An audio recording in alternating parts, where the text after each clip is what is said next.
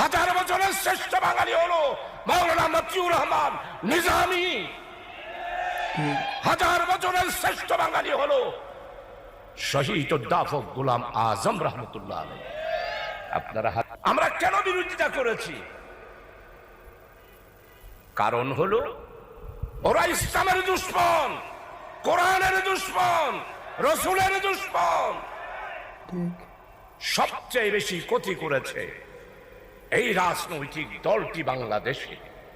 1972 সাল, আপনারা মুরব্বী যারা আছেন, 72 সাল থেকে 75 সাল এই দেশে ইসলামের কথা বলা সম্ভব ছিল না। সমস্ত ওয়াজ মাহফিল, মিলাদ মাহফিল, ঈদে মিলাদুন নবী, সিরাতুন নবী সাল্লাল্লাহু আলাইহি ওয়াসাল্লাম, তখন তো তাফসীর মাহফিল এইভাবে প্রচলন হয় নাই। 1974 সালে